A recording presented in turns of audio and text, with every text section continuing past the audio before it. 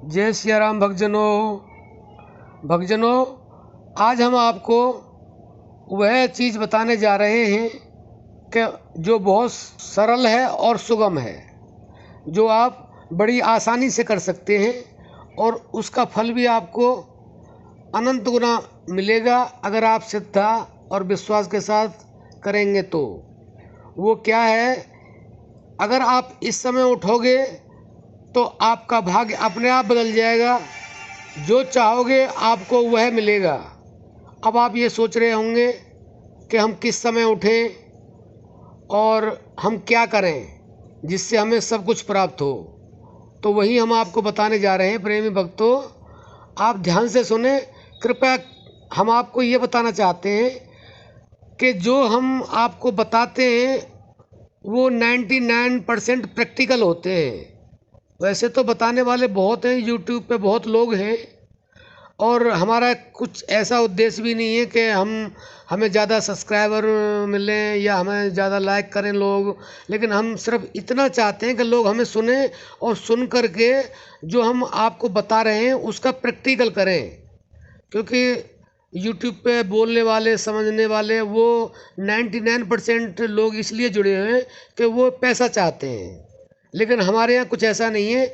आप मानो या ना मानो, हमारा उद्देश्य केवल आप तक धार्मिकता की बातें पहुँचाना और जो प्रैक्टिकल है वो बताना, और उस प्रैक्टिकल से आपको वो मिले जो आपकी पहुँच से बाहर है। तो प्यारे भक्तों, अब आप ध्यान से सुने कि आपको किस समय उठना है और क्या करना है। अब आप ये सोच रहे होंगे कि उठते तो सभी लोग हैं और हम भी उठते हैं, और जो ये बताने वाले हैं ये भी उठते होंगे। लेकिन ये क्या कहना चाहते हैं? हम आपको ये कहना चाहते हैं, एक समय ऐसा है जो 24 घंटे में, उसको कुछ लोग ब्रह्म मुहूर्त बोलते हैं, कुछ अमृत वेला बोलते हैं, और अलग अलग तरीके से जो है ना कि भाई सुबह का समय बहुत अच्छा होता है। तो उसमें लोग क्या करते हैं, बहुत से लोग तो घूमना पसंद करते हैं, बहुत से योग करना पसंद करते हैं। लेकिन उस समय में इंसान को क्या करना चाहिए? केवल उस परम से जुड़ना चाहिए। और उसको संतों ने अमृत बेला बोला है। अमृत बेला का मतलब है उस समय अमृत बरसता है, बरसाया नहीं जाता है। वो उस समय अमृत बरसता है, और वो चंद्रमा की किरणों के द्वारा, जैसे सूरज की किरणें हमें प्रकाश देती हैं, ऐसे ही चंद्रमा की जो किरणें हैं वो प्रकाश तो देती हैं, लेकिन उन किरणों के अंदर अमृत होता है। लेकिन हर व्यक्ति उसको समझ नहीं पाता है। और वो ये नहीं कि आप खुले स्थान में बैठेंगे तभी आपको प्राप्त होगा, नहीं। वो आप अगर अपने अंदर कमरे में बैठे हैं तो वो अगर आप उस समय आप भगवान से जुड़े हुए हैं, उनकी आराधना कर रहे हैं, भजन ध्यान कर रहे हैं, तो वो अमृत जो बरस रहा है उन किरणों के द्वारा वो आपको अपने कमरे में ही प्राप्त होगा। आपको कहीं जाना नहीं है, क्योंकि आप परम से जुड़े हुए हैं। और परम की जो प्रतीति है वो चंद्रमा के द्वारा, सूर्य के द्वारा होती है। क्योंकि सूर्य अपने आप चमकता नहीं है, उसको परमात्मा की, परम की शक्ति है जो उसको चमकाती है। उसके अंदर प्रकाश जो आता है वो परमात्मा का है।